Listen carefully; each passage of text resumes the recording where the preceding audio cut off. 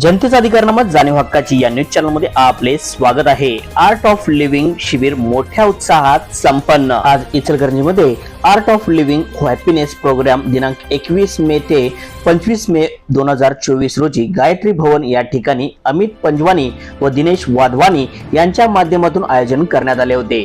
यावेळी या शिबिरासाठी आंतरराष्ट्रीय प्रशिक्षिका डिंपल दीदी व सहाय्यक प्रशिक्षक अमित पंजवानी यांनी प्राणायाम, ध्यान, योगा व विश्वविख्यात सुदर्शन क्रिया यांच्या माध्यमातून तणावमुक्त व सुखमय जीवन जगण्याचे मंत्र यावेळी देण्यात आले।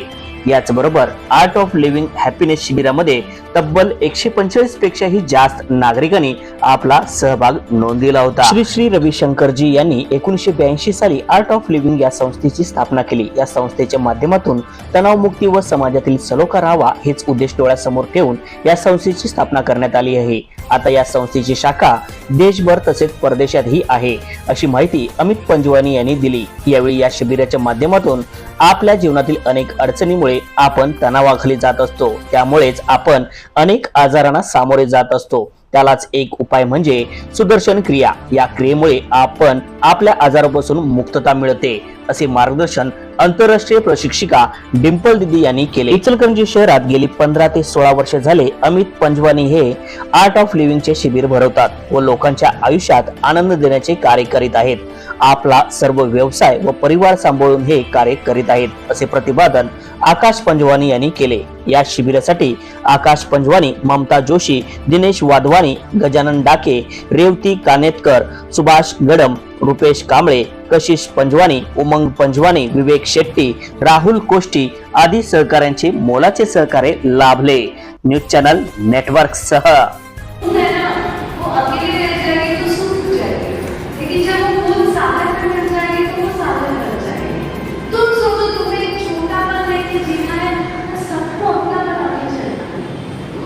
जब अहंकार को देखते हैं ना, तो धीरे धीरे उसके प्रति सजग हो जाते हैं, तो मुक्त हो जाते हैं, राइट। और मुक्त होना यानी क्या? सातवें स्तर में जीवन। सातवां स्तर तुम्ही काही म्हणा, आत्मा, चेतना, परमात्मा आणि मी तर त्याला म्हणते वो मैं जो शांत है, जो मस्त है, जो मुक्त है। हम बचपन में थे कि नहीं वैसे?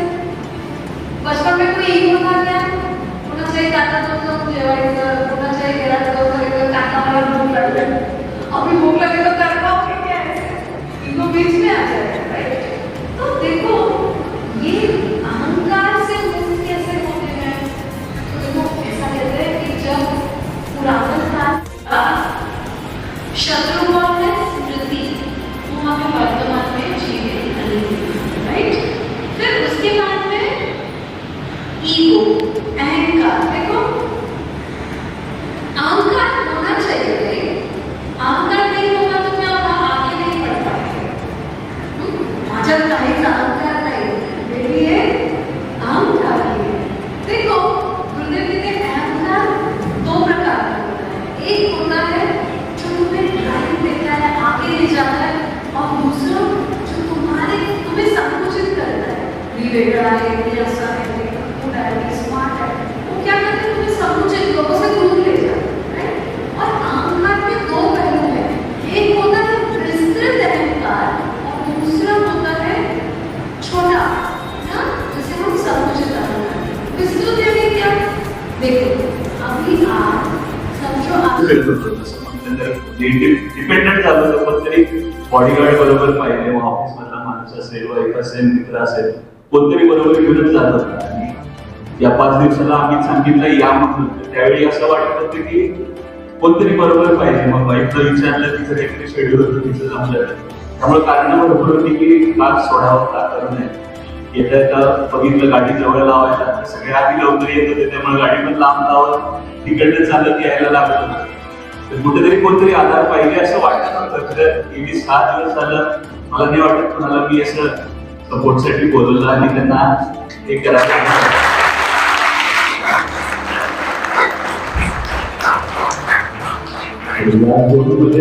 भावा सगळ्यांना माझी विनंती आहे की माझ्यासाठी चूक करू नका। मुझे बोले कि SIP के हिसाब से, के हिसाब से मुझे नहीं पता था कि आर्ट ऑफ लिविंग है, पर मेरे भाई ने मुझे बताया कि अमित पंजवानी तो हम एक चक्कर में आर्ट ऑफ लिविंग के यहाँ पे क्लासेस कोर्सेस करवाते हैं। तो लिटरली मुझे काफी देर 4 बार ऐसा हुआ कि मेरा टेंशन होते गया, बाय प्रोफेशनल में थोड़ा सा मुझे नहीं शेड्यूल एडजस्ट हुआ। तो ये शेड्यूल जैसे बोला कि दीदी ने भी उन्होंने आपको आते हैं कि आपको आना नहीं करना है, तो यही लगता है कि अभी ये वाला कोर्स तो मैं आई हूँ तो उनके आगे के हिसाब से ही आई हूँ। और जब फर्स्ट डे आया तो मैं धीरे धीरे 3-4 लोगों को जानती थी और आज ऐसा लग रहा है एक फैमिली के साथ जुड़ गई हूँ।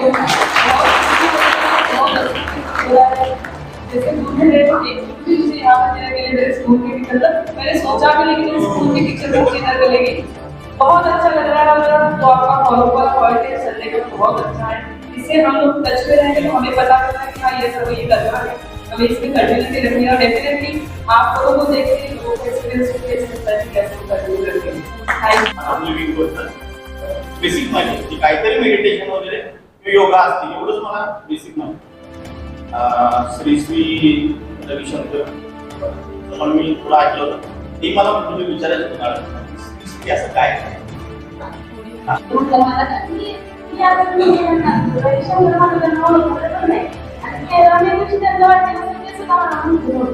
आणि त्या दिवशी माझी स्वप्न झाली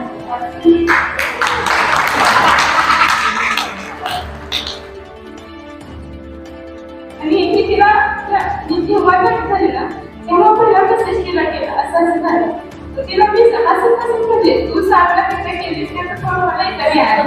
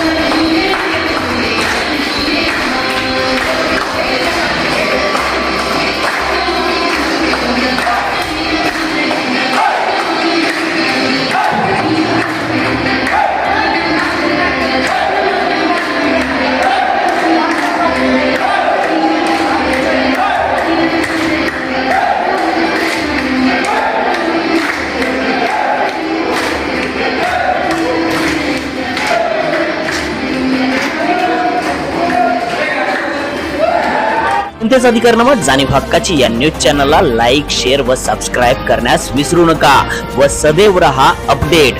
जाहिराती व बातमीसाठी आजच न्यूज चॅनलशी संपर्क साधावा 80 87 820 897।